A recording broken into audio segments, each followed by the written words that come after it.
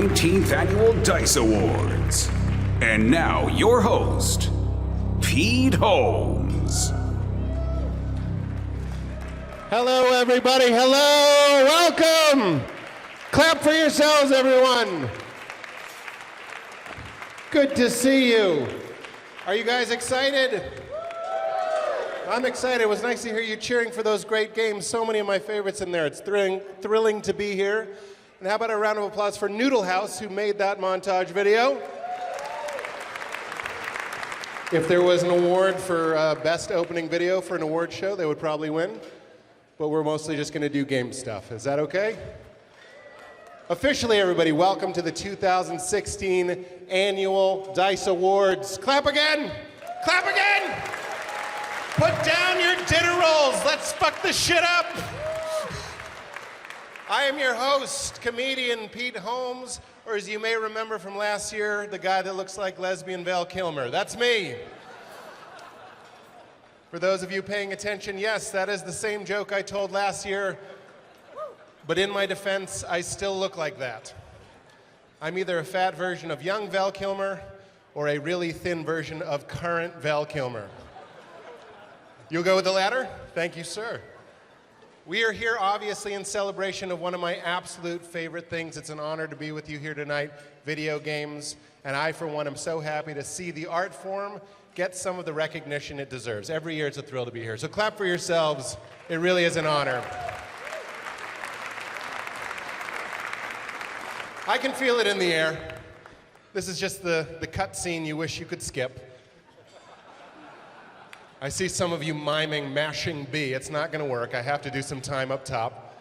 You want to just get to the awards. I feel that electricity and that anticipation in the air. You want to know if you won so you can go get drunk, or if you lost so you can go smoke crystal meth. Vegas!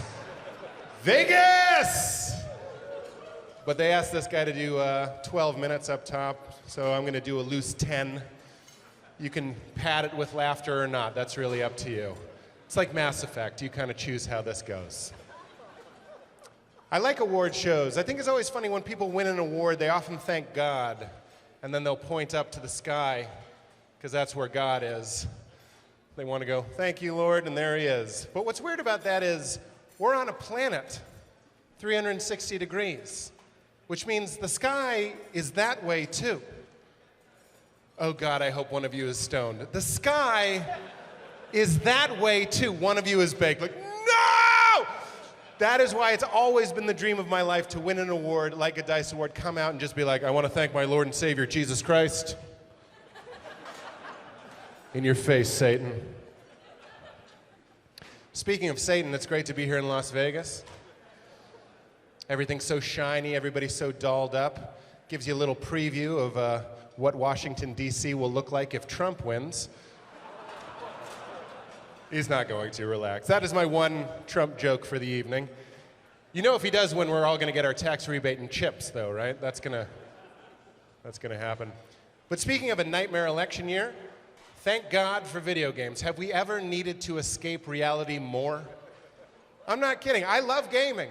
I really do. I play these games. I love these games. They didn't just hire me for my hard-hitting Trump humor. Like last year, I hosted last year. I knew, without anyone telling me, that it was Shadow of Mordor, not Shadows of Mordor. Great game. And don't pluralize it. Don't pluralize Shadow. You can't. Some things you can't pluralize, like successful Baldwins. Taking a shot at the Baldwin brothers. Why do that? Why not? It makes no sense, plural is my point. I know games. Like this year, I played it, Witcher 3. Are the Witcher 3 people here? Amazing game. I loved it. I know why The Witcher has two swords. One of them, of course, is made of silver, so he can fight monsters.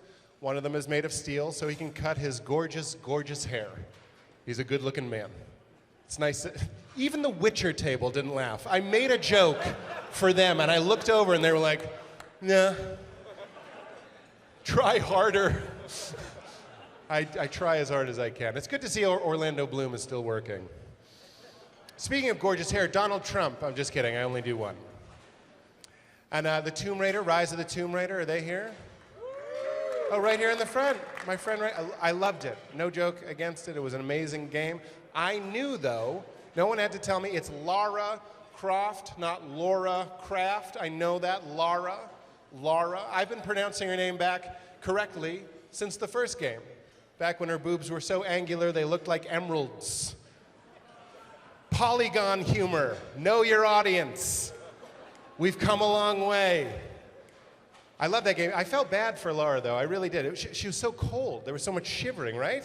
That had to be a deliberate choice. We kind of empathized with her. She was always freezing, falling in water, and possibly more shivering.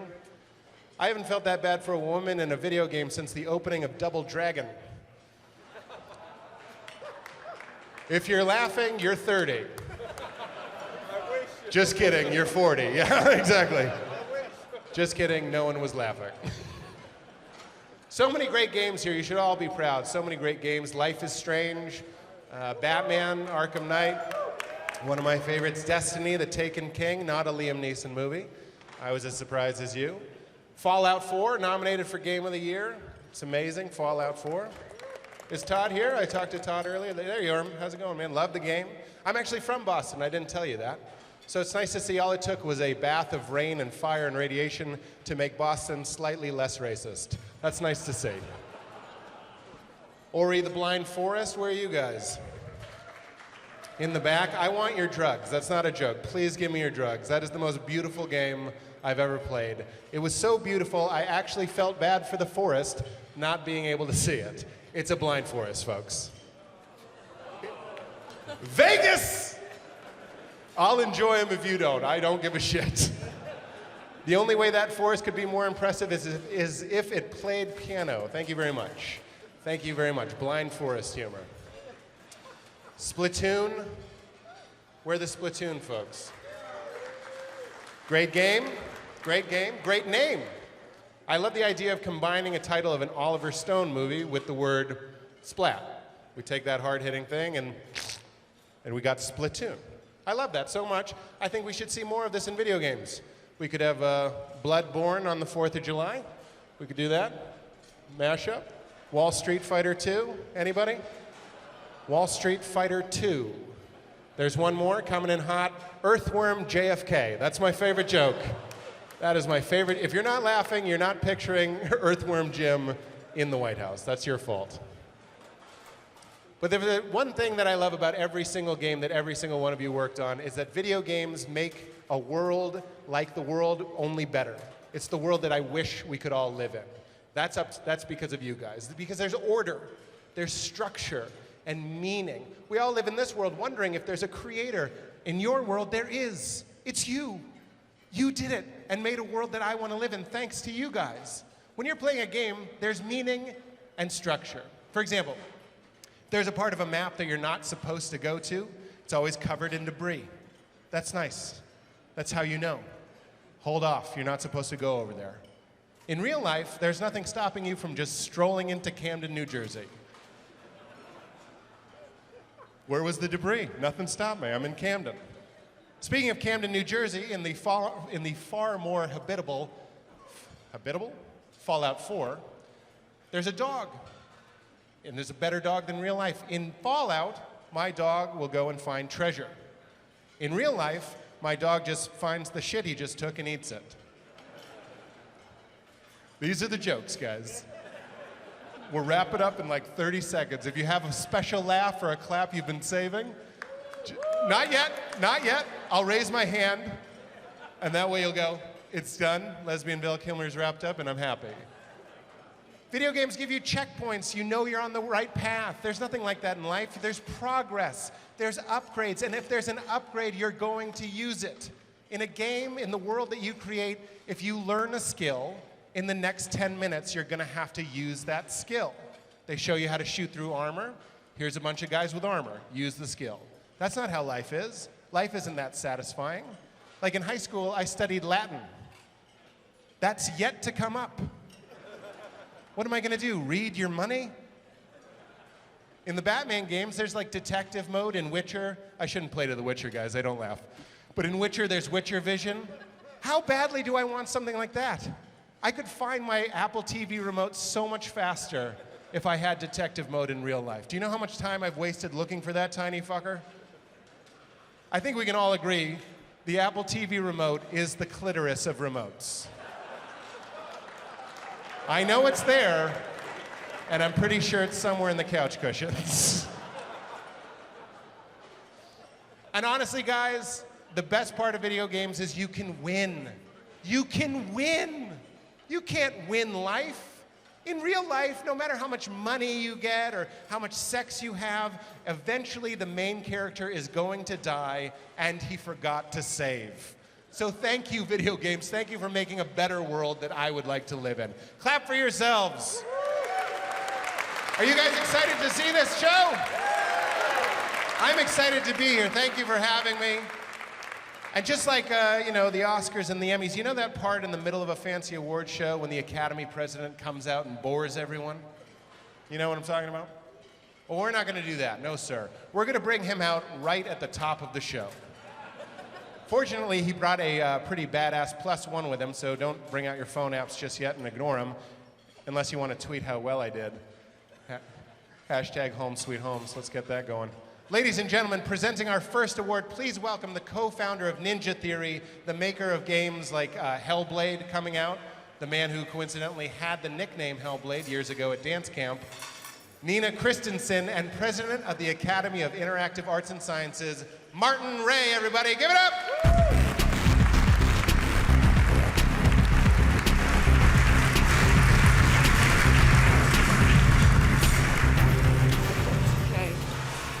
The weapons in these 5 nominated games range from blasters to brushes. Their arenas range from a galaxy far, far away to a Mediterranean island far, far from touristy. And they feature helldivers and inklings, as well as splatters and splashes of all manners of fluids, artistic and arterial. But at their core, they are all the same. They are combative, cathartic, exciting, addictive, and they are the very best in their genre. Here are the nominees for Action Game of the Year. The nominees for Action Game of the Year are Destiny, The Taken King,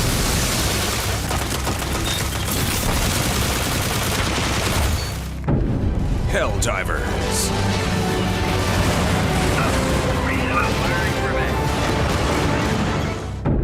Just Cause 3,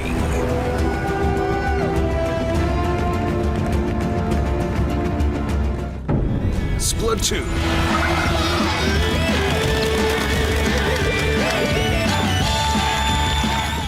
Star Wars Battlefront,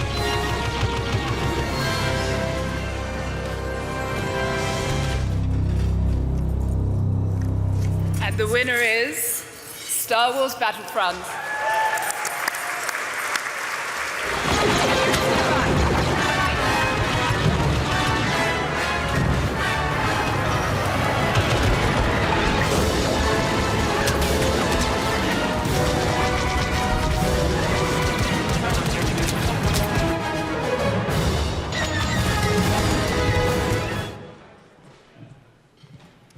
It is a great honor and a great pleasure to be here to represent my team at D.I.C.E.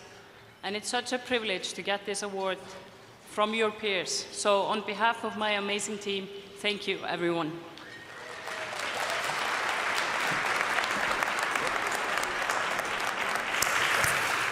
And now we're going to put down the guns and pick up our dukes to present the Fighting Game of the Year. Okay, Nina, we all love your work. We know that you're pretty qualified to tell us what it takes to create characters who kick ass. Would you please break down what you think makes a good fighting game? Well, actually, if you want to see what makes a good fighting game, you should look no further than these nominees. Let's run it. The nominees for Fighting Game of the Year are Dead or Alive 5, Last Round,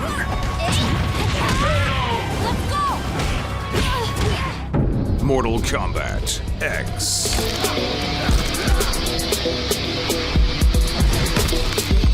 Rising Thunder,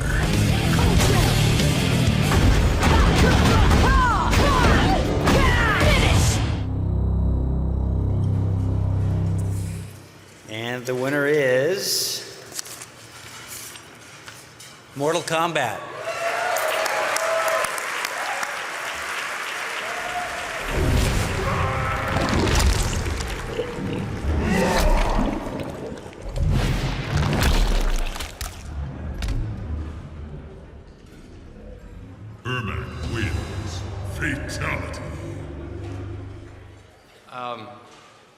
I think everybody here who's worked on games realizes just the huge amount of people involved and from taking the game from concept all the way through launch, through everything. So I just wanted to say on behalf of everybody at NetherRealm Studios, Warner Brothers Games, we thank you very much. We really appreciate this honor. Thank you. And now a special announcement from the Academy. Thank you for joining us for the 19th Annual D.I.C.E Awards, a celebration of the very best interactive entertainment has to offer. We'd like to take a quick moment to give you a peek behind the curtain. All titles nominated this evening play on commercial platforms and are publicly available either in-store or through digital download. Every award given out tonight has been peer evaluated. For each category, there is a panel made up of individuals with experience in each respective field of craft or genre category. These dedicated individuals play every title submitted and vote to determine the finalists. Then, through our certified voting process, the finalists in each category are presented to over 30,000 active members of the Academy in order to select the winners. Thanks to all of you in this room tonight, our industry continues to evolve quicker than any other. In terms of story, technology, innovation, and new experiences, all eyes are on us. Your nominations and victories this evening are well earned. On behalf of the President of the Academy, the Board of Directors, and all Academy members, congratulations and thank you for being so extraordinary.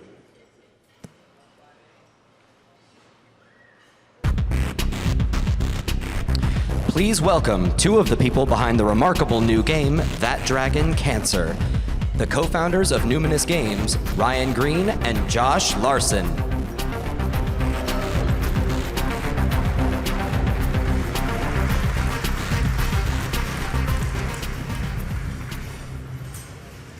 Game makers in every genre aspire to provide rich experiences for players, and family games in particular hold a special place in all of our hearts.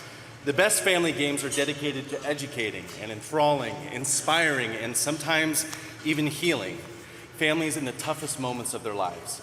The ultimate goal of a family game is to bring families together, to help them spend as much time together as possible experiencing joy. And that's the most noble goal I can think of. Hear, hear. These are the nominees for Family Game of the Year.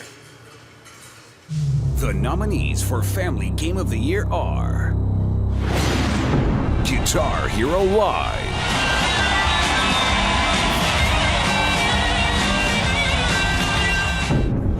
Lego Dimensions,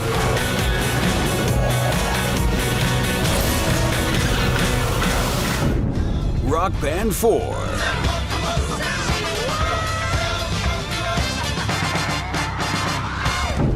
Super Mario Maker,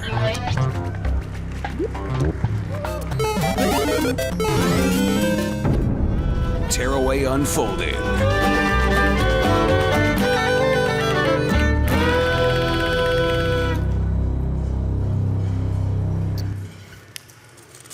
And the winner is Super Mario Maker.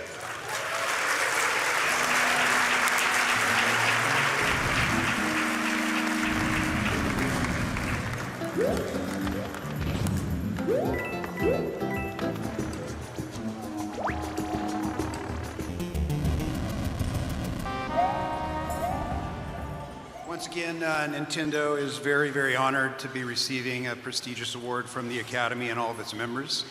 I'd like to thank the development team, the localization team, the testing team that made the game possible, and the number of years I've worked at Nintendo. Mario, long live forever. Thank you very much.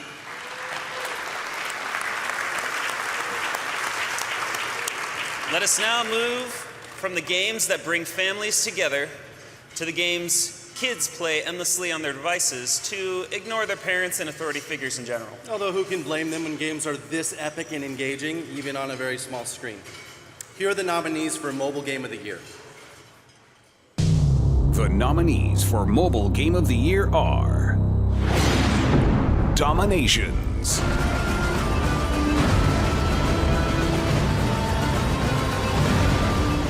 Fallout Shelter,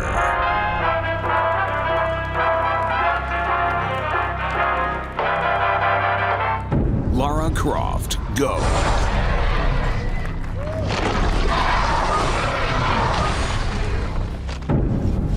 and 256.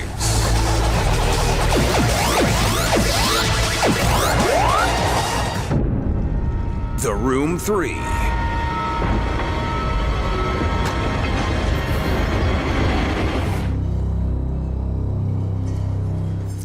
And the winner is Fallout Shelter.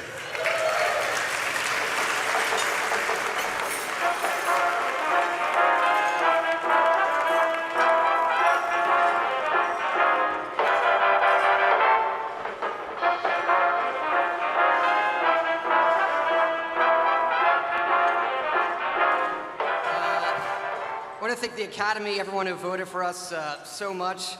This is our first mobile game, kind of a side project we did with Fallout 4, and the response has been just amazing. I want to thank everybody at the studio who spent time on this, particularly the folks in our Montreal studio, and thank you so much.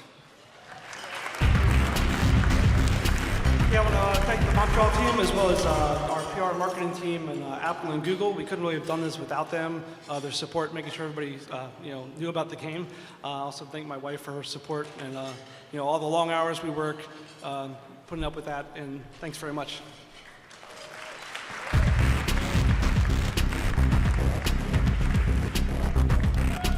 Please welcome the star of the mega hit Fallout 4 and the star of the eventual mega hit Uncharted 4: A Thief's End, Courtney Taylor and Troy Baker. Stop here. There. Can we just take a second to celebrate the fact that 4 out of the 5 nominees for Outstanding Achievement in Character tonight are women? Yes, and woo! And not just women, but strong women. Yes. Not girlfriends, not damsels in distress, but Tomb Raiders, Time Stoppers, Assassins, and Enigmas. And that's true. Go ahead. That's me. Yes, you. That's me. God bless the writers, artists, and actors that poured their hearts into making each of these characters as amazing as they are. Absolutely. And of course, should one of these female characters win tonight according to industry standard, they will receive 70% of the award. Here are the nominees. The nominees for Outstanding Achievement in Character are Assassin's Creed Syndicate, Evie Fry. As of this moment, you all work for us. Her Story, Hannah Smith. We fought on the beach once and I held Eve's head underwater. Life is Strange, Maxine Caulfield. Oh, and thanks, Chloe. It makes perfect sense I'd see you today. Rise of the Tomb Raider, Lara Croft. Could really unlock the secret of immortality. It would change everything. The Witcher 3, Wild Hunt, Geralt of Rivia. Understand. Piss off. All right, let's do it. And the winner is Did that very well. Rise of the Tomb Raider, Lara Croft, Square Enix. If you can hear me, go back. Please don't try to find me.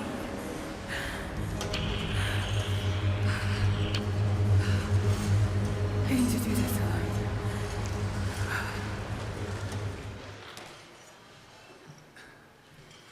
Thanks, everybody. This is such an honor, especially recognized by peers like yourselves. I'd like to thank Crystal Dynamics, such a fantastic studio to work with, and our partners in crime, IDOS Montreal, who are just amazing. One of the things about characters in games is that all the disciplines come together to bring them to life, and that's fantastic. I wanted to thank our community as well. We have the most passionate fans, and they help us make better games, and they help us get through those hard days, as you know.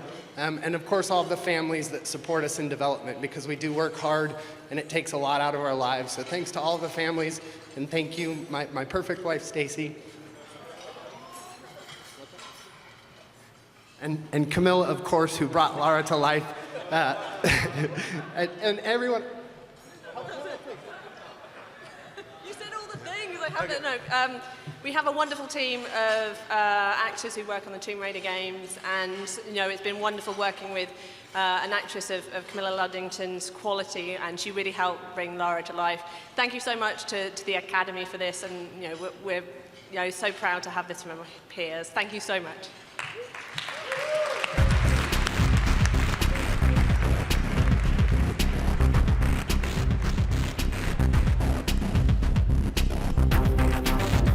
Please welcome back Academy of Interactive Arts and Sciences President, Martin Ray.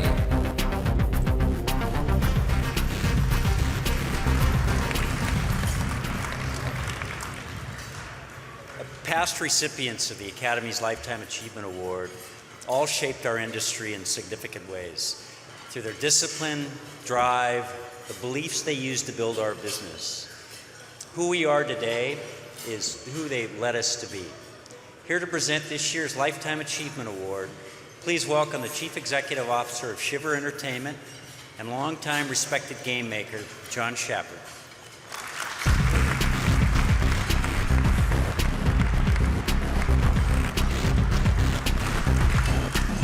Thank you, Martin, and hello, everyone. Now, you might be wondering why I'm up here introducing a tribute to Mr. Iwata. Why would Nintendo ask me? Well, the simple reason is because I, like many of you, am a huge Nintendo fanboy. As evidenced by my Christmas tree last year, which is chock full of Nintendo characters and complete with a Mario star on top.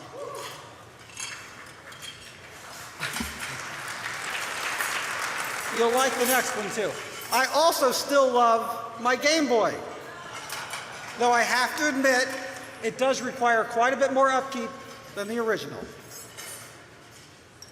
And my art collection consists of a single, unique, original Sharpie drawing that is very near and dear to me. Yes, being a Nintendo fan helped. But most of all, my friendship, admiration, and respect for Mr. Iwata probably sealed the deal. I got to spend a good amount of time with Mr. Iwata over the years, and it's an honor to be able to talk about what he meant to me and the industry and share some of my memories and observations from our time together. Now, what surprised me when I first met Mr. Iwata was that he was not a normal video game executive. He was a game maker, a game designer, a producer, and a true programmer all in one. And when I asked him if he stopped programming when he became president of HAL Labs, he said that he still helped out when needed.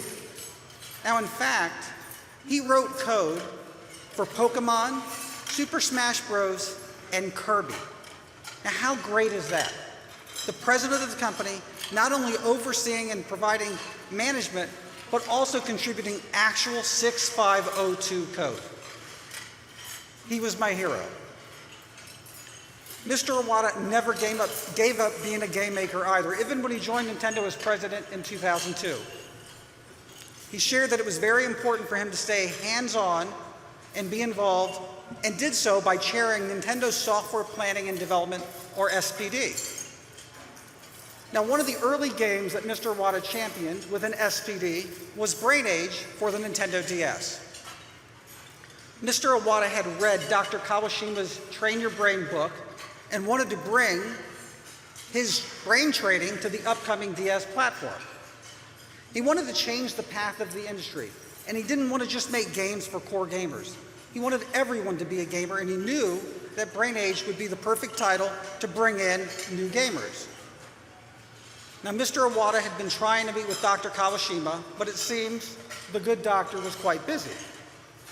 Finally, Dr. Kawashima proposed a time to meet, and unfortunately, it happened to be the same day as the upcoming launch of the Nintendo DS. This was to be his first hardware launch since becoming president. However, Mr. Iwata's game maker persistence did not let this stop him. He spent the day traveling that day to meet with Dr. Kawashima. His gaming instincts knew that Brain Age would be the perfect title to kick off his broadening strategy.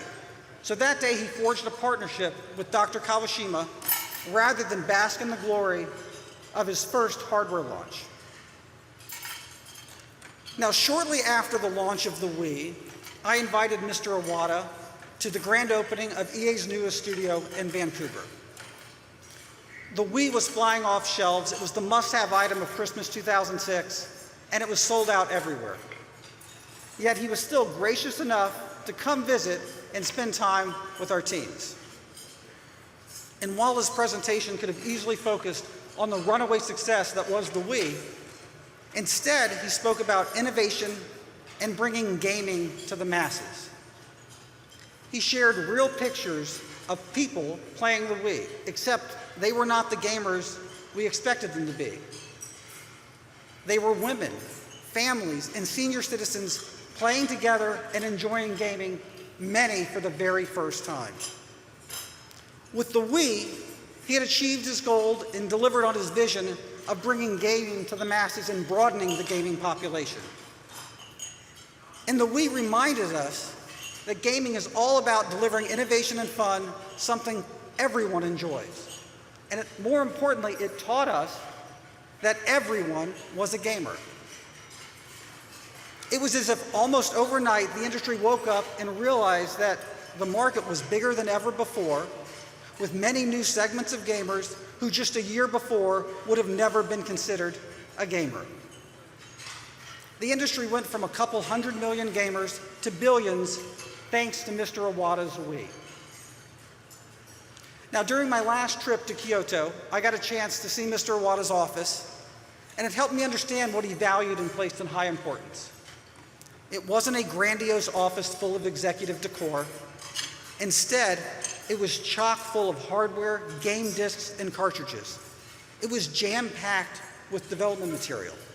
Stacks of games and piles of notes covered his work area. It was an office where games were made.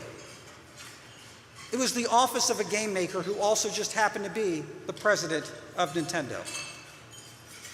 Now that night, we had a private dinner where we talked about the games we loved, the many options facing gamers, and the amazing advancement of connected devices. But most of all, we just talked. Me, the Nintendo fanboy, and Mr. Iwata, the industry-changing game maker. Mr. Iwata left an indelible mark on the industry. He made the industry bigger and better for everyone, from game developers to gamers. His passion and dedication are deeply missed.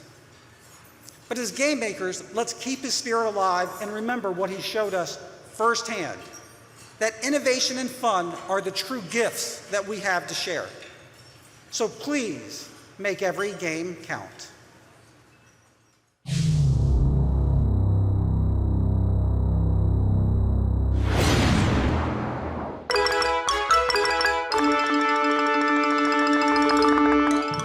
I played my first video game 30 years ago. In those days, there were not many gamers. From the start, I thought it would be wonderful if someday everyone could find the same enjoyment I was having.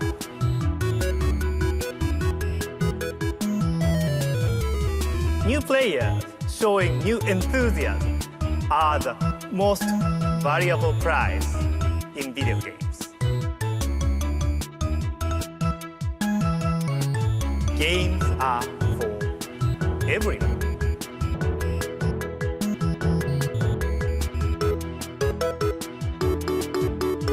I hope you join me in one wish for our entire industry. Not only new games forever, but new gamers forever.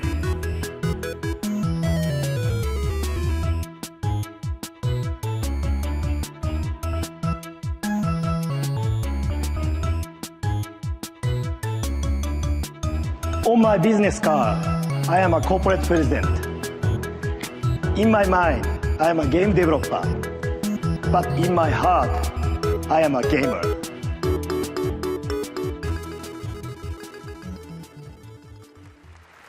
Thank you for watching.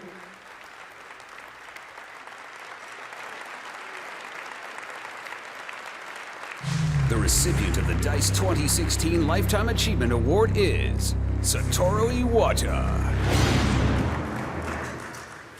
Ladies and gentlemen, it's my privilege to introduce the President and Chief Operating Officer of Nintendo of America, Reggie Fils-Aimé.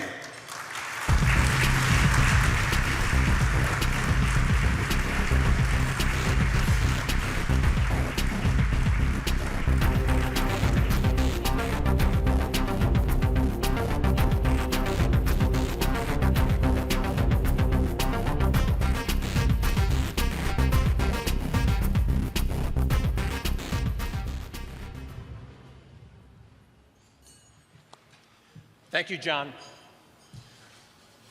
On behalf of Mr. Satoru Iwata's family and all of Nintendo, thank you for the honor of this Lifetime Achievement Award. Just think about Mr. Iwata's career. Direct involvement in titles as diverse as Earthbound and Kirby, Pokemon, and Wii Sports. It's a cliche to say that someone did it all, but he really did.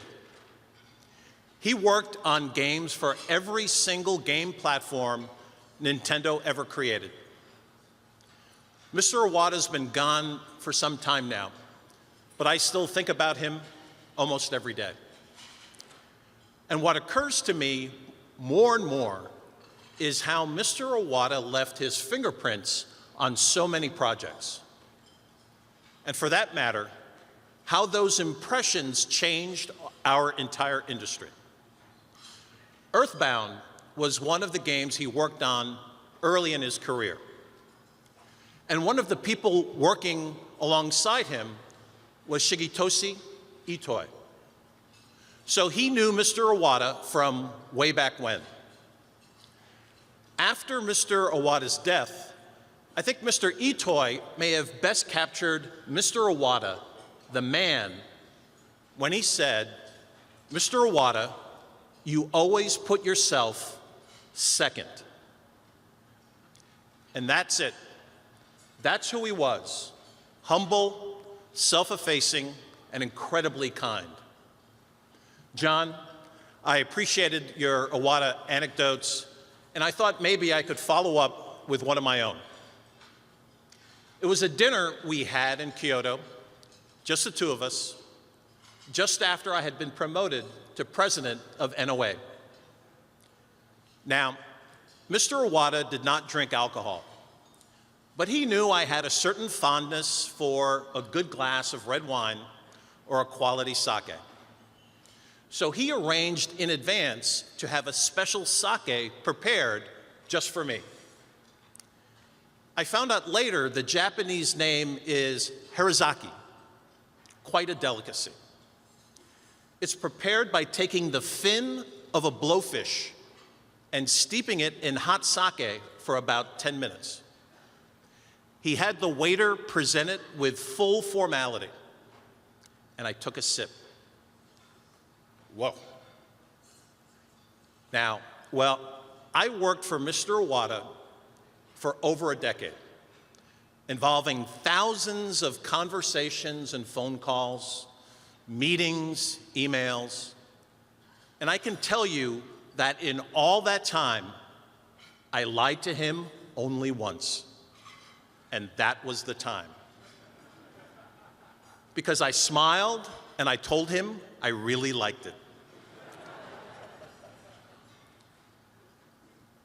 But the point, as Mr. Itoi said, is that he was putting me first. It didn't matter that this wasn't something that he wanted. It was something he thought I might want. And as we continued to talk that night, he created an even stronger impression, because he told me how much he thought we were alike. What? This is a man who grew up making great games. Well, I was just happy to be playing a great game. I'm like him? And then he explained. He said that when he came into Nintendo, even after having worked for them for years at HAL, he was supremely challenged. He was an outsider. He not only needed to understand how the company's gears meshed, but he had to be the one personally to operate them. And he said my background, with no video game employment, was similar. Even though I loved games, I had to learn about this wonderful industry, and more importantly, about Nintendo on the fly.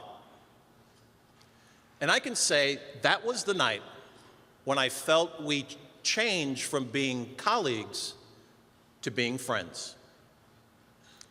Everyone on Earth feels like an outsider at times. It's an anxiety we all know. In fact, I imagine almost everyone who started work at Nintendo felt that way at first. But I also think that if you asked them, they'd say they soon became part of a very warm and close family. And it's a family that Mr. Iwata guided wisely and considerately. Let me conclude by saying this. Maybe there are some of you out there who had the opportunity to meet Mr. Iwata in person. But for most of you, probably not. So let me tell you what it would be like to meet him. He would greet you with a big smile, always. And if he found out you were a game developer, the smile would get even bigger. And he'd ask you about the game you were working on. He'd want to know how it played and how things were going. And if you tried to ask him about his work, he'd briefly answer and then turn the conversation back to you. That's how he was. As Mr. Itoi said, he always put himself second. In closing, there's no other way to say this. Mr. Iwata, you were the best of us. You were never second to us. You'll always be number one. Thank you.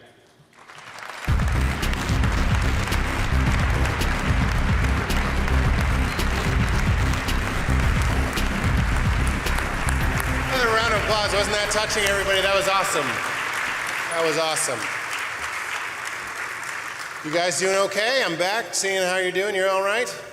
You sound great back there. And sometimes I think you're looking at me and you're like, I get it. They'll let anybody on that stage. Well, not so fast. Actually, quite a few people will not be on this stage tonight, but that does not mean that they are not winners. In fact, some of you are quite literally big winners. We're just announcing your category in a montage like the one we're about to show. So if you do win your category, be it for musical composition or writing or your design work or some other artistic achievement I can't even begin to fathom, we ask that you will please take the time to go to the green room and record a short acceptance speech for the folks at home. So now, without further ado, let's take a look at this year's Outstanding Achievement in Excellence. The nominees for Outstanding Achievement in Original Music Composition are Batman: Arkham Knight,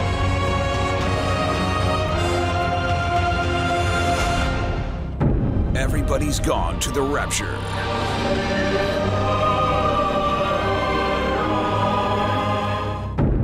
Ori and the Blind Forest,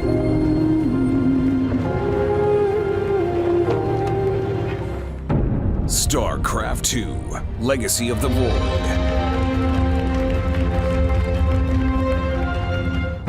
The Witcher 3: Wild Hunt,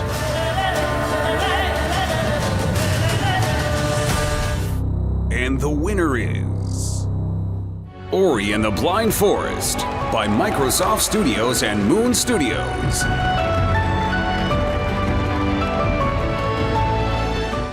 The nominees for Outstanding Achievement in Sound Design are Destiny: The Taken King,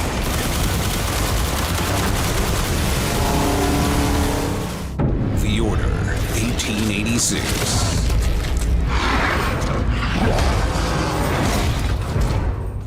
Ori and the Blind Forest,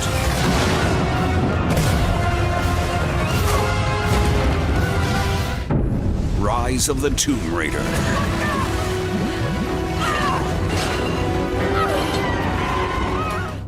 Star Wars Battlefront,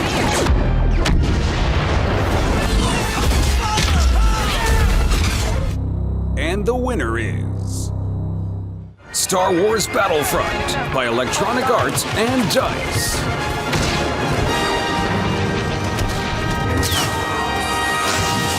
The nominees for Outstanding Achievement in Story are Fallout 4. She was trying to keep them from taking Sean, and They just... It's okay. Her story. Clearly it's murder. What can I do to help? Rise of the Tomb Raider. I don't know what you're talking about. Don't play games with me. You led us to this place. Tales from the Borderlands. A Telltale game series. That's why I'm gonna make you assistant vice janitor. The Witcher 3 Wild Hunt. And when I do, what then? I shall give her what she deserves. And the winner is...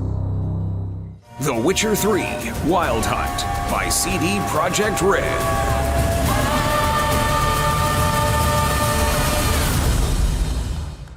The nominees for Outstanding Technical Achievement are...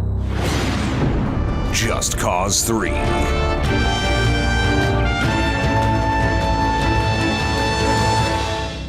The Order 1886.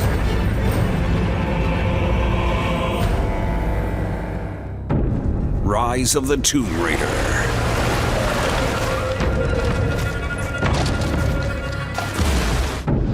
Star Wars Battlefront.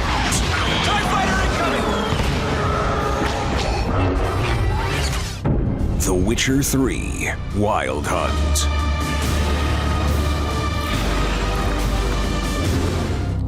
And the winner is... The Witcher 3 Wild Hunt by CD Projekt Red.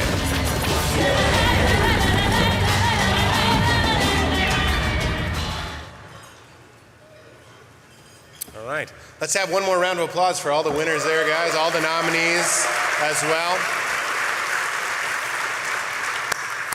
And presenting this year's award for animation and art direction, please help me welcome the president and CEO of a company that's not just fine, girl, it's double fine. Tim Schafer, everybody. Tim Schafer.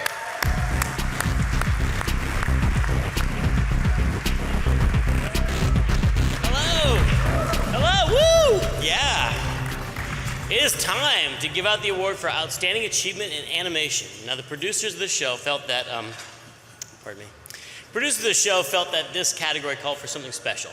They decided this award should be given out by the first fully computer-generated and animated presenter. So check me out. Yeah, look at these curves. Don't they look amazing? Check out the specular highlights on my bald spots. I said, don't I look amazing? Yeah, thank you. I mean, I'm not CG, of course. That turned out to be way too expensive, but I did like hearing you guys say I looked amazing. Especially you. Everything that happens out here, all of my motion is, of course, controlled by a man backstage wearing a skin-tight bodysuit covered in ping pong balls. But hey, that's just what Martin Ray likes to wear, so who am I to judge? Let's take a look at these nominees. The nominees for Outstanding Achievement in Animation are... Assassin's Creed Syndicate.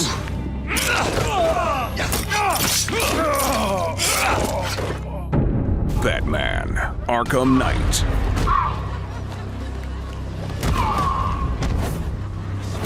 The Order 1886.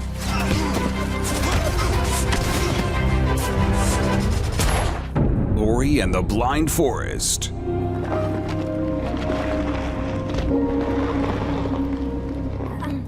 Rise of the Tomb Raider.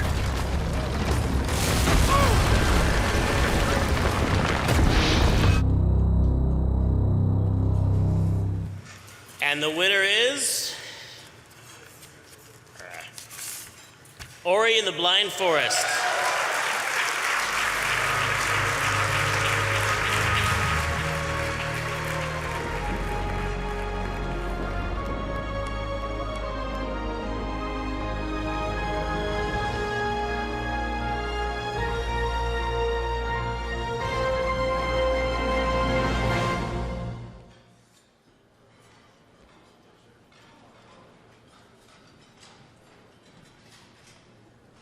Good evening, everybody. It's an incredible honor to be here amongst the company of all of these incredible games this year and to be recognized and to be able to win an award like this. We couldn't have done this without the support of all of the people that made it possible over the last 4 years.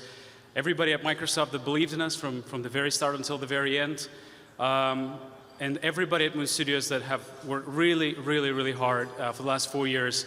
To Thomas that couldn't make it here because he's having a high fever and he couldn't make it. To our lead animator, James Benson, that did a phenomenal job at animation, and everybody else that really poured themselves into this game. Thank you guys. This is your award. You deserved it. Thank you guys so much.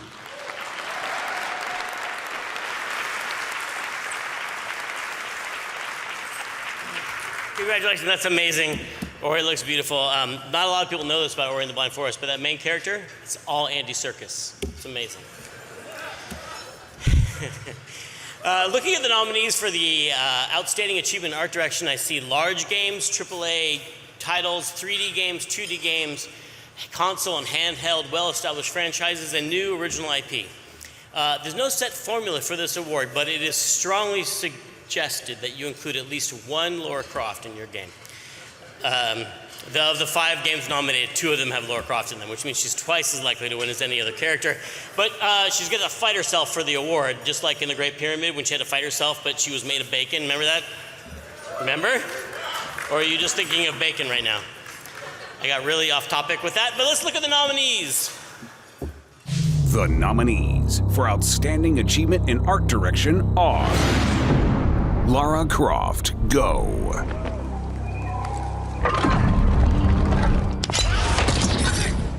The Order, 1886.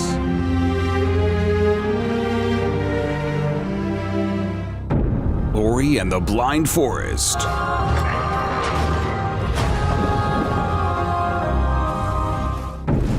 Rise of the Tomb Raider.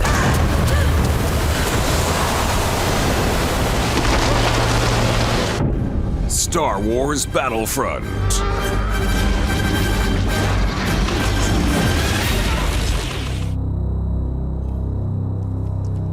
And the winner is Ori and the Blind Forest.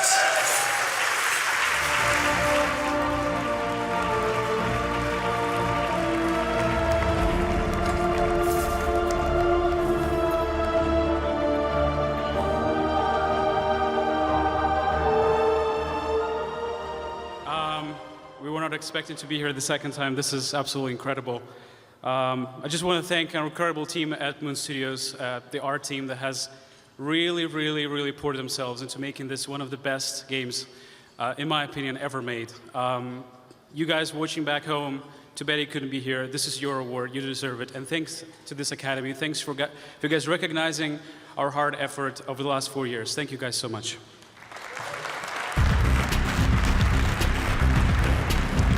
Please welcome the CEO of Mohawk Games, Soren Johnson, and Twitch superstar Anna Prosser-Robinson.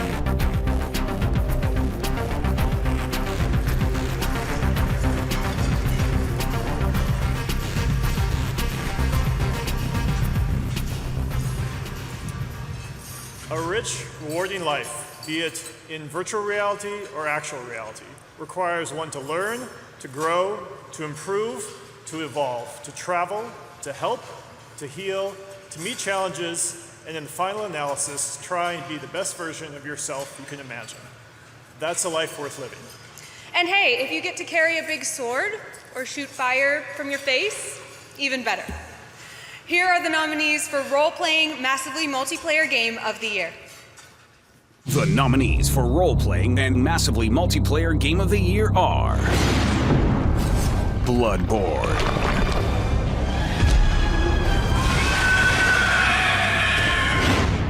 Fallout 4. You two stay out of trouble.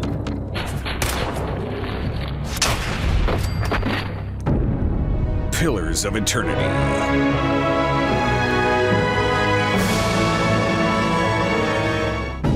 Undertale,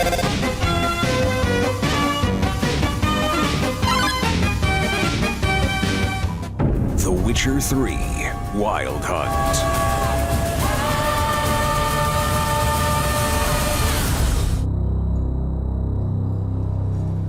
And the winner is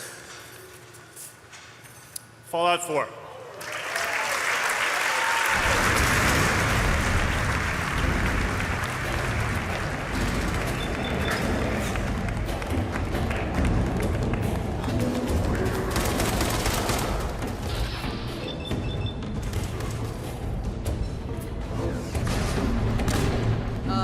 thank you. Incredible honor. What an amazing year for role-playing games. So many great nominees. I want to thank everybody on the team for pouring their hearts into Fallout. Everybody at ZeniMax and Bethesda Softworks who supported us. All of our families who supported us while we worked on this game for so long. Our wives, our spouses, everybody. Thank you so much for this incredible honor. I'm just a kid who grew up playing Dungeons and Dragons. I never thought I'd be up here. Thank you so much. It's a great category to be not won in. Thank you. I just want to thank all the designers at Bethesda Game Studios. You know, we fought harder, we worked longer than we ever have, and it was all worth it. So thanks, guys.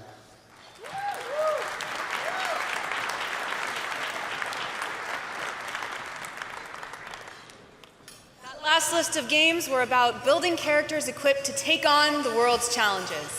And these games are about meticulously meeting those challenges and bending worlds to your will.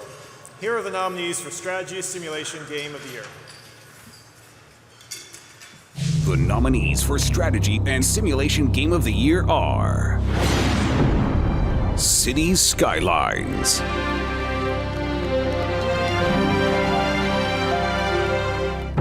Fallout Shelter,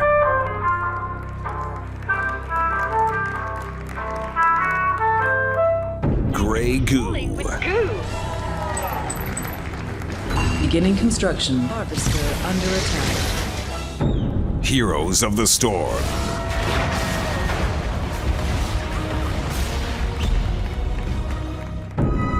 Kerbal Space Program,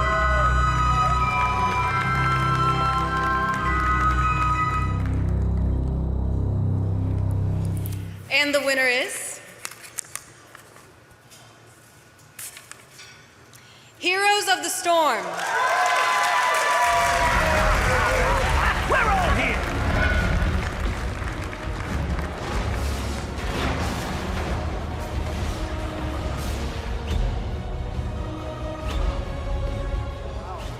I didn't think we'd be up here. We are not prepared.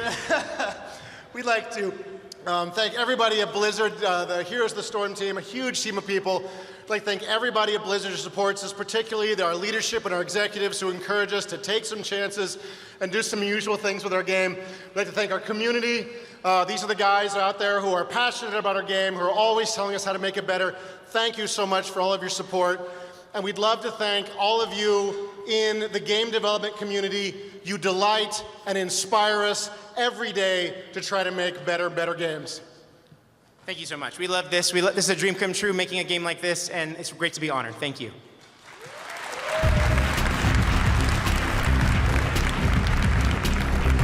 Ladies and gentlemen, presenting tonight's Hall of Fame award, please welcome the visionary director of Pan's Labyrinth, Pacific Rim, and most recently Crimson Peak, Guillermo del Toro.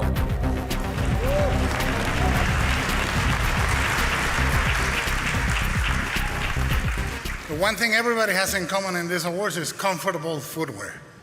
So I feel at home. As a storyteller, I've been blessed to be able to meet and spend time with some of the people that I admire the most. In some instances, I've met creators that instantly seem like old friends. I've met some people you may never heard of, some others whose names you would recognize, but every time I have felt privileged.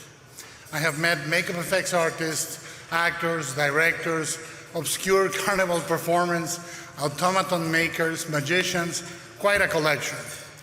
These conversations always feel like they're starting in the middle, and they always last me a lifetime. Amongst these people is the creator, the storyteller that we are going to honor here today. Hideo Kojima has been a standard bearer for the very best that the gaming medium has to offer. He has been in the forefront of it all, seemingly from its infancy, and has inspired many into creating a mature art form. The most salient aspects of Kojima-san are his absolute passion for perfection and his narrative ambition and scope. He is to gaming in many ways what Cameron or Spielberg are to filmmaking. But there is in Kojima also a sense of loss and tragedy, a code of conduct that could be at home in a Jean-Pierre Melville film or a World War II adventure or a tragic samurai story. There is nothing in his stories that he does not love and feel strongly about.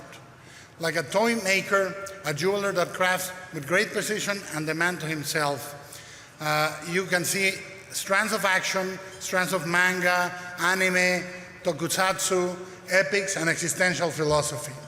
He believes, as I do, and as do you, that we must cherish this medium not only for the entertainment possibilities, but for its artistic ones.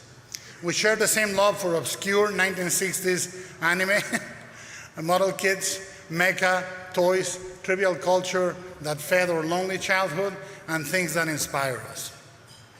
And we both believe that these things, these strands of pop culture, are actually keys to the mythology of our century.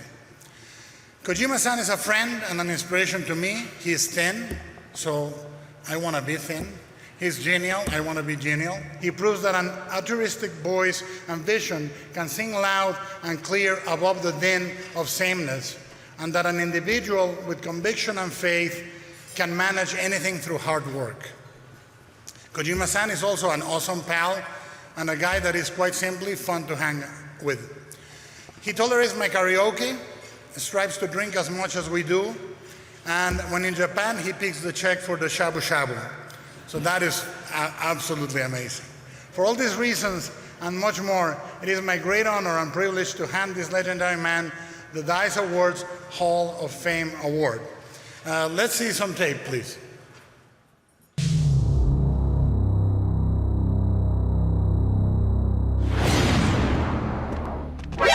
For almost 30 years, Hideo Kojima has been one of the premier storytellers and designers in video games. One of the things that makes Hideo Kojima so unique is he is not the creative director, he's not the game director. He is the director, the writer, the producer. It's hard to find anyone in the games business who plays more roles than he does. Kojima didn't always want to work with games. In college, he studied economics. He was so inspired by the interactivity of games, he decided to become a game designer. After a few years of working on children's games, Kojima was given the opportunity to take over a new series called Metal Gear. To work around the technology of the MXS2, which limited the number of on-screen bullets, Kojima redesigned the game to emphasize stealth. The original Metal Gear came out in 1987 to instant acclaim. He then worked on Snatcher and Policenauts, games which moved the adventure genre towards more mature storylines. The challenge is always, how do you tell a story that feels brand new and at the same time works? In 1998, Kojima took the gaming industry by storm once again with the release of Metal Gear Solid for the PlayStation. The console's 3D technology allowed Kojima to use cinematography that reflected the game's new mechanics. It was an integrated approach to gaming that influenced filmmakers and game designers alike. I think as a game creator, you can get a lot of inspiration from what Kojima-san is doing. Since then, each entry in the series has introduced increasingly ambitious, enthralling stories and fully realized characters, blurring the line between film and video game.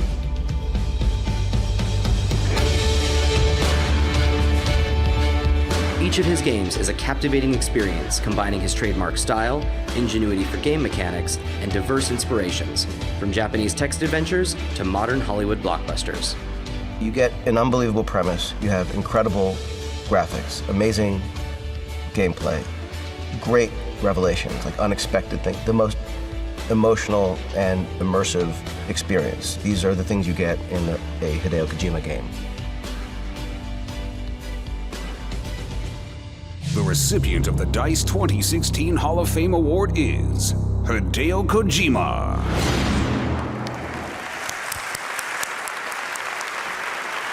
Here, my hero, my karaoke partner, and my friend, Hideo Kojima.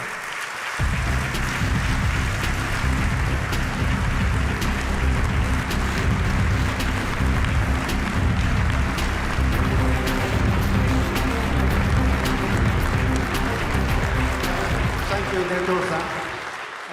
It is such a great honor to receive this fantastic award.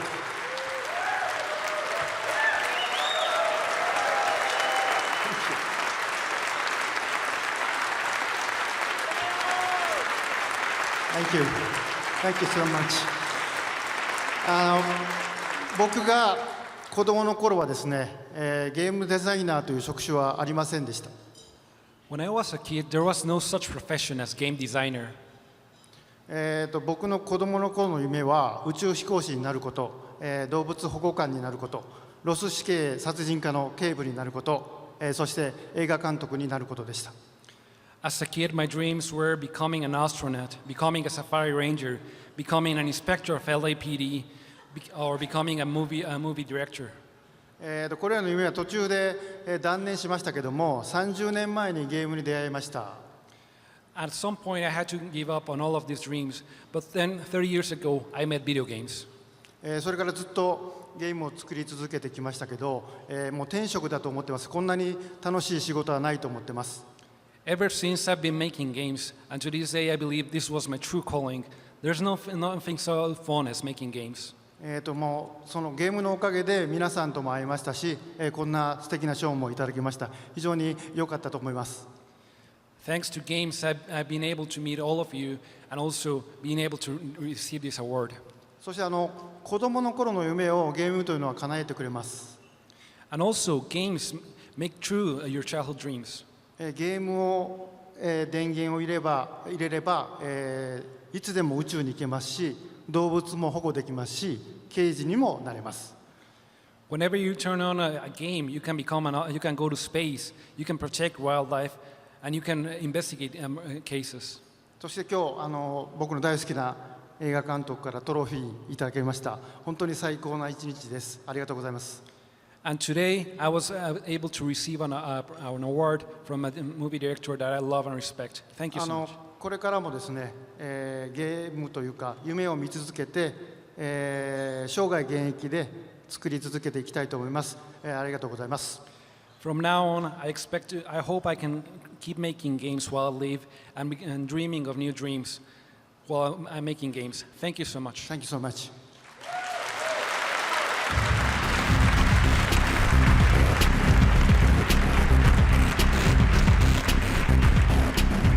Holy cow, that was amazing. One more time, they're still right there. Give it up.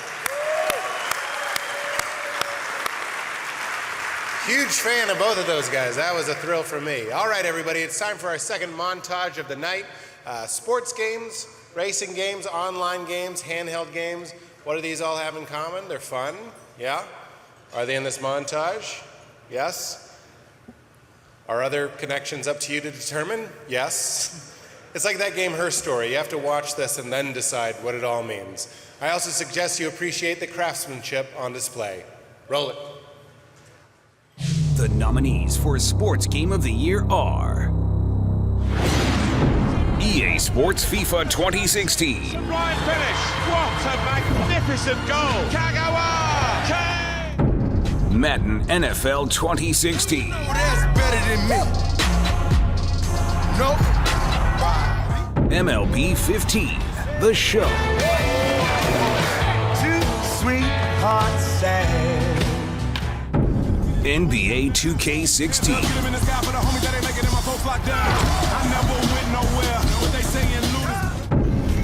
Rocket League.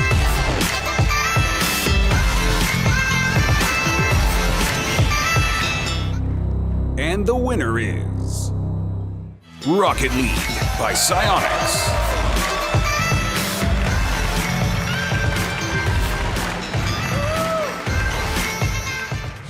The nominees for Racing Game of the Year are Forza Motorsport 6,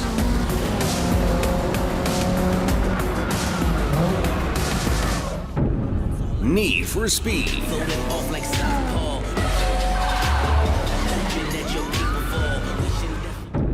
Project Cars,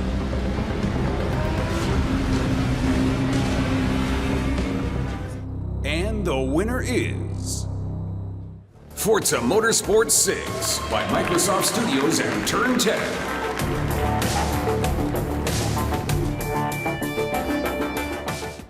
The nominees for Outstanding Achievement in Online Gameplay are Destiny, The Taken King,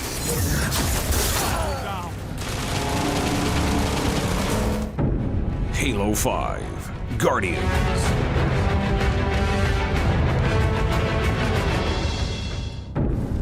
Hearthstone Heroes of Warcraft.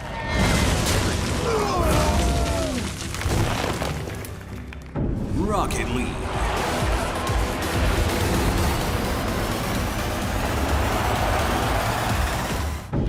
Splatoon.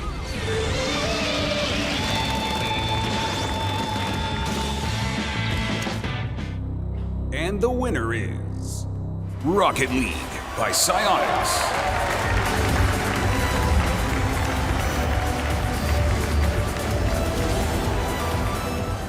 The nominees for Handheld Game of the Year are Earth Defense Force 2, Invaders from Planet Space, Helldivers,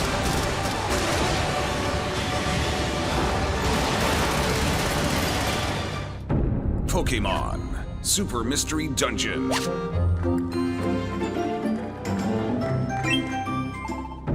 Yokai Watch,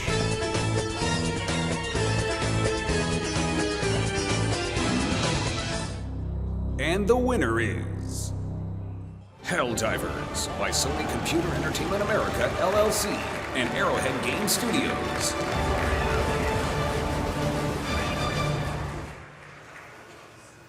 One more time, everybody, for the nominees and the winners.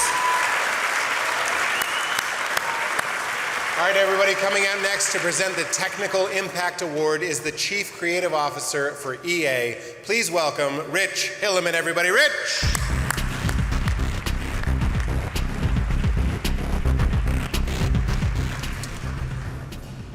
Good evening. For many of us in this room, in the beginning, there was BASIC. In my case, it was on a CDC mainframe, but my most memorable experience came from AppleSoft, that basically came in the Apple II. We all remember those days when our ability as a programmer was defined by the number of entry point addresses we could remember, by our ability to poke the control registers of a serial port, or to peek at the seek timer to be able to jump the RWTS. For me, I fell in love with the tools called development systems. I moved to Northern California to be closer to Park and to the groundbreaking Alto, Bravo, and Smalltalk systems that were there and ran on the unobtainium of computer science, the Alto machine. The machines they ran on cost more than 2 Ferraris and required a full-time hardware tech to keep them running. The resulting code could be run by other guys who had a computer worth 2 Ferraris. Chasing Windows to the market, Visual Basic brought that kind of browser and direct manipulation model to the masses. Suddenly, we could build an application that our parents might have a chance of using and might actually be able to run on computers that they could afford. Not only that, but it might even run on their laptop too. It also enabled teams of programmers to work together effectively. It created the chance for projects to do bigger jobs built by bigger teams. Suddenly, we could have specialists that made sounds and graphics. We could divide up the coding work, and we could actually fix those bugs we always thought we would get to. Finally, it built the pathway for programmers to climb the ladder to other programming languages on different systems while using tools that they knew. This is where most of the great talent we see tonight in the Xbox One and the PC got their start, and a lot of the PlayStation, Apple, Android, and Nintendo programmers too. They spent a lot of time with that Visual Basic palette. It's like a pair of comfortable shoes, or maybe that favorite keyboard. It makes us smile just to turn it on. The Technical Impact Award celebrates the unique innovations that contribute to the ongoing progress of interactive media in all of its forms, and celebrates technical achievements that are expanding and redefining our industry. It is with great pleasure that this year's Technical Impact Award goes to Microsoft Basic. Roll.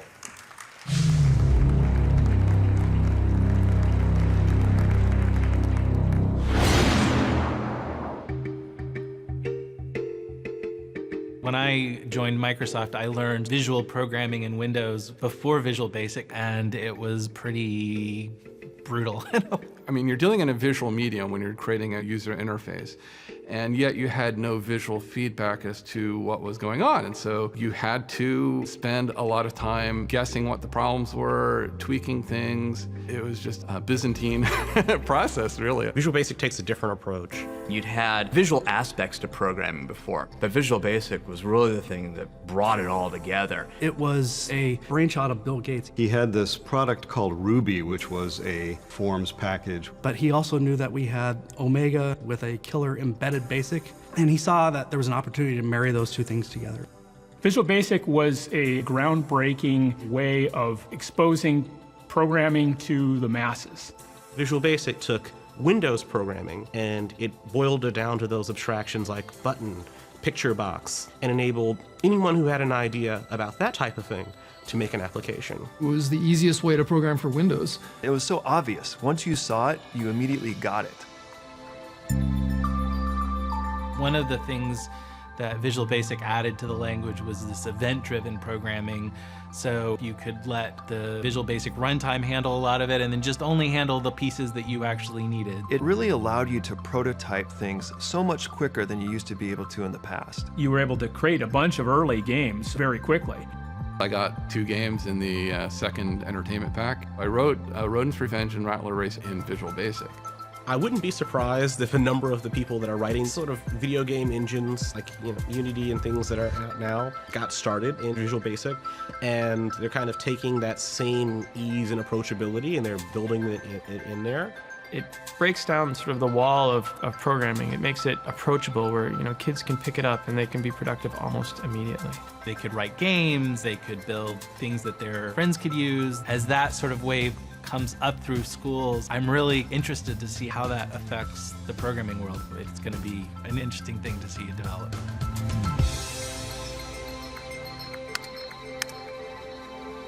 The recipient of the D.I.C.E 2016 Technical Impact Award is Microsoft Visual Basic.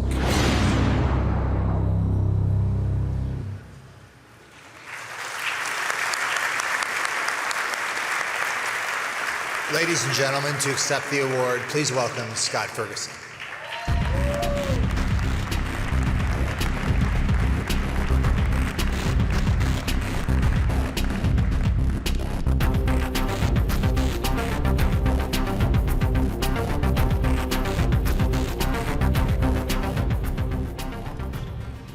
Wow, what a tremendous honor it is to be here representing the Visual Basic product teams throughout the history of the product.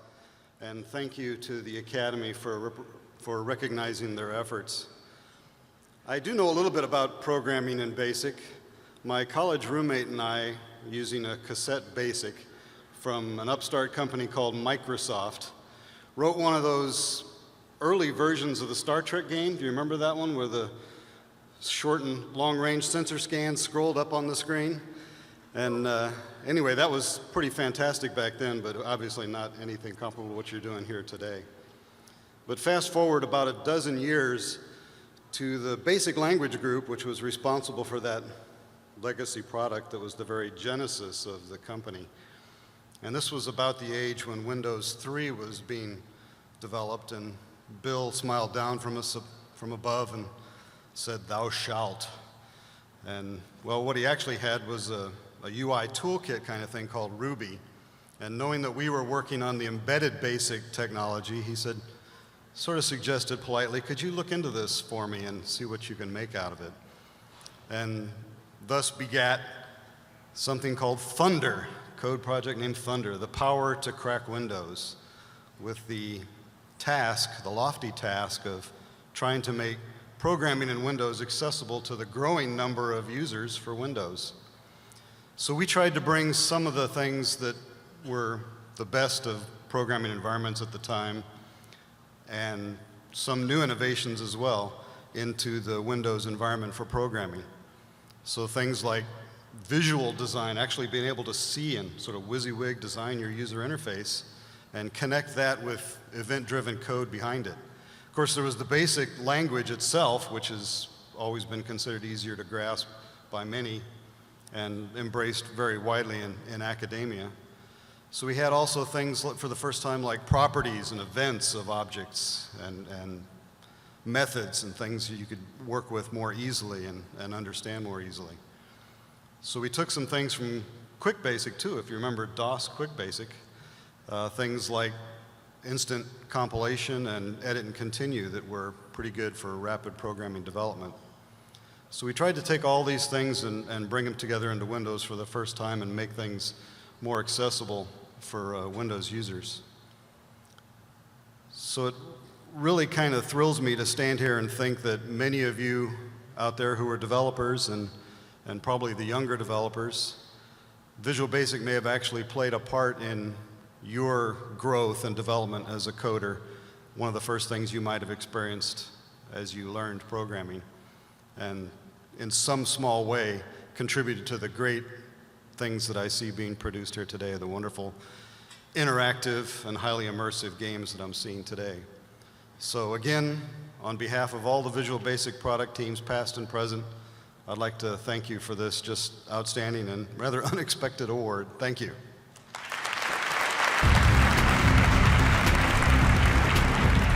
Please welcome one of the stewards of the Halo franchise, executive producer for 343 Industries, Kiki Wolfkill, and one of the fathers of the adventure genre and multiple DICE Award honoree, Prince of Persia creator, Jordan Mechner.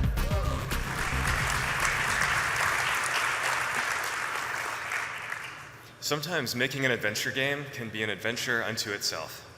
It's about taking risks, powering forward, and overcoming seemingly endless obstacles in an effort to arrive at a triumphant conclusion, a conclusion that makes the whole journey worth it.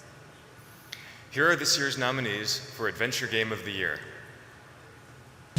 The nominees for Adventure Game of the Year are Batman: Arkham Knight,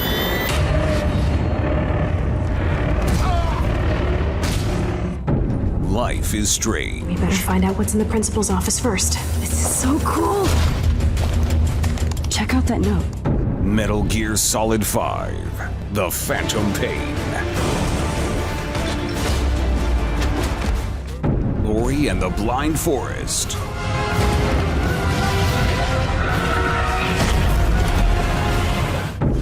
Rise of the Tomb Raider.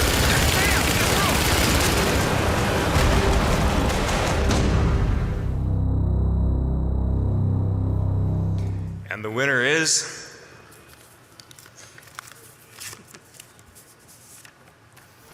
Metal Gear Solid 5: The Phantom Pain.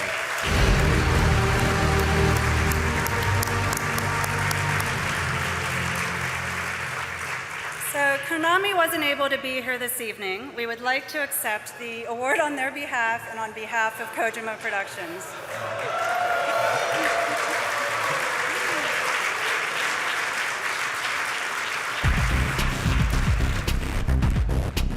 Presenting the DICE Sprite Award, the studio director for Supergiant Games, last year's winner for Transistor, Amir Rao.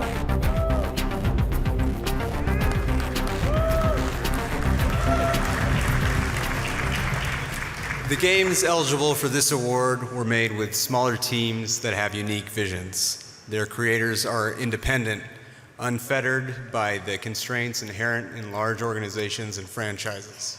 As a result, they've enchanted us with new experiences while still incorporating classic ideas and leaning into the unique strengths of the medium. Let's take a look at the nominees for the second annual DICE Sprite Award.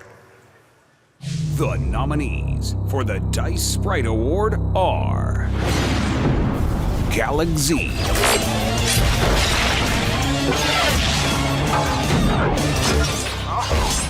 Her Story, Chased.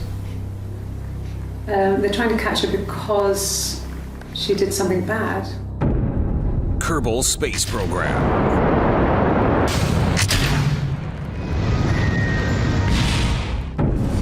Rocket League,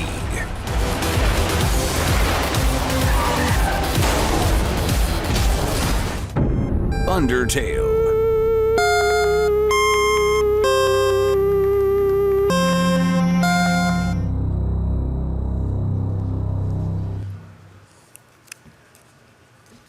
And the winner of the Sprite Award is Rocket League.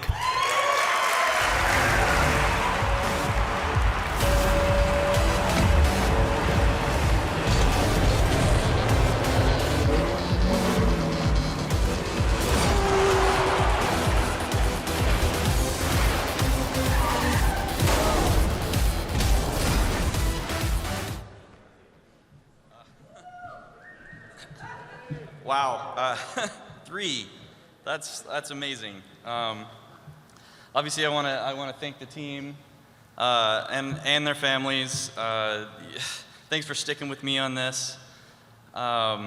obviously our fans, who really made this possible. Everybody who, told their friend, hey, play this crazy game. Trust me, it's fun. And obviously I thank the Academy.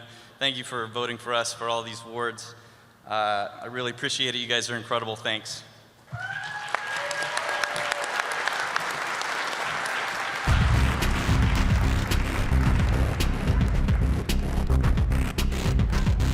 Ladies and gentlemen, the co-founder and president of Gearbox Games and the founder and CEO of Insomniac Game, Randy Pitchford and Ted Price.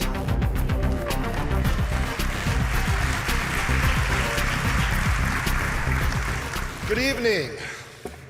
Outstanding game design is exemplified by balanced system designs, cohesive mechanics, level design, challenge, progression, flow, and a little bit of magic. So simply put, great game design isn't about the pieces, it's about the whole package. So here are the nominees for Outstanding Achievement in Game Design. The nominees for Outstanding Achievement in Game Design are Fallout 4,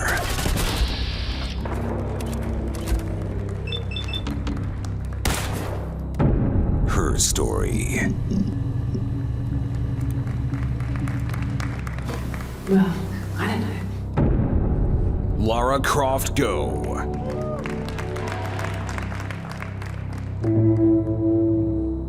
Massive Chalice,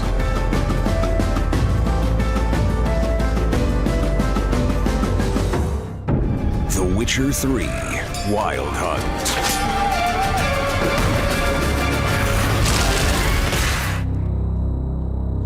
And the award for Outstanding Achievement in Game Design goes to The Witcher 3 Wild Hunt.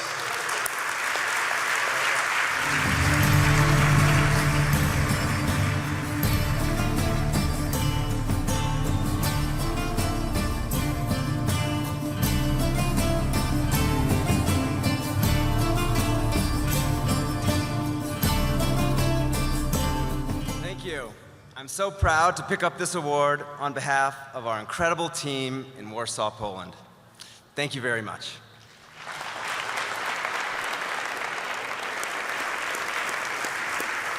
Congratulations.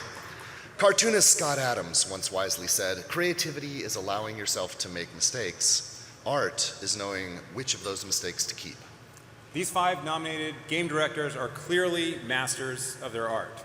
Here are the nominees for Outstanding Achievement in Game Direction. The nominees for Outstanding Achievement in Game Direction are Fallout 4,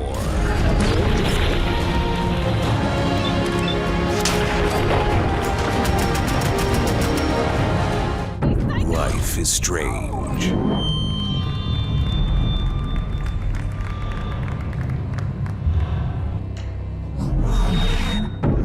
Rise of the Tomb Raider, Kill her! Now!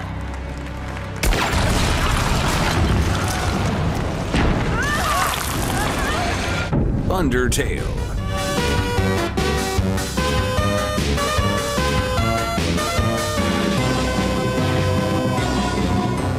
The Witcher 3, Wild Hunt,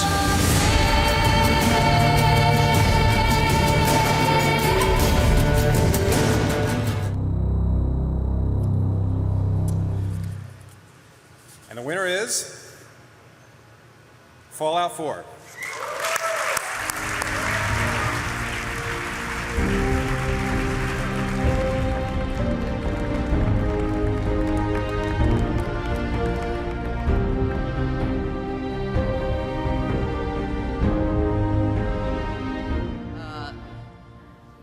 Thank you so much. This award really, I get to work with some amazing people who inspire me every day, the whole team at Bethesda Game Studios.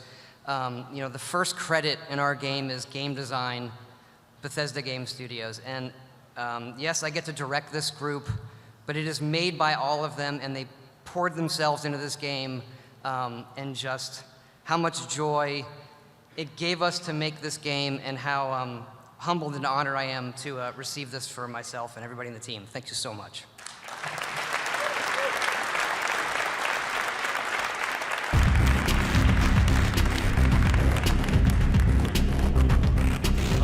everybody. It's about that time. We're going to give out the Game of the Year award, a very prestigious moment that finally justifies me wearing a tuxedo. I feel like I'm wearing the Roger Moore past his prime skin from GoldenEye. Presenting the biggest award of the night, the brain behind the Dragon Age franchise, BioWare executive producer, Mark Dara. Everybody, Mark!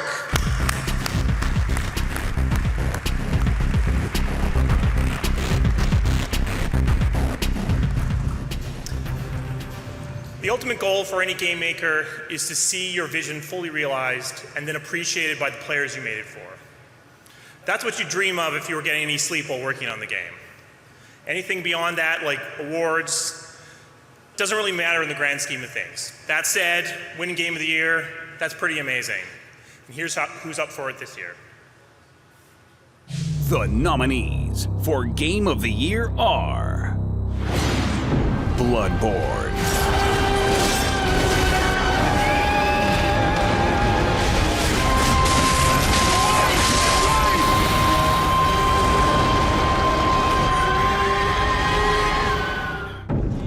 Fallout 4,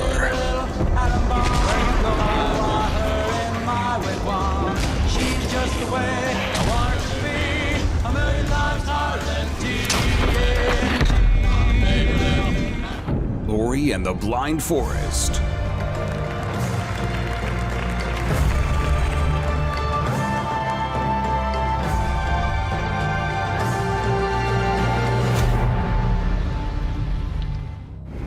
Rise of the Tomb Raider,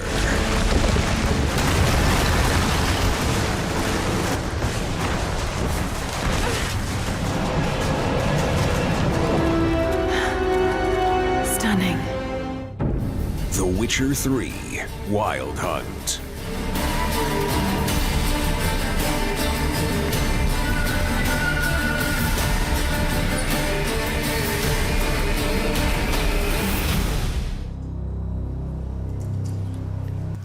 And the winner is Fallout 4.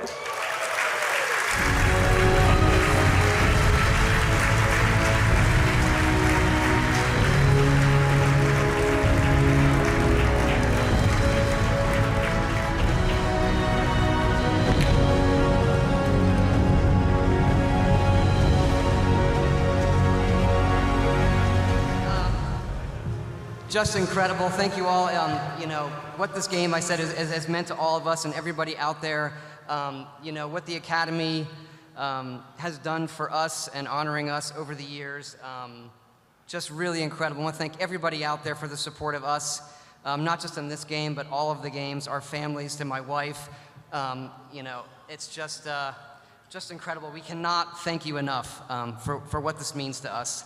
Everybody at Bethesda and ZeniMax, thank you so much. I just want to thank, you know, my kids have been through hell as I've been working on this game, you know.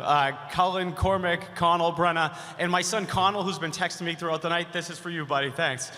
All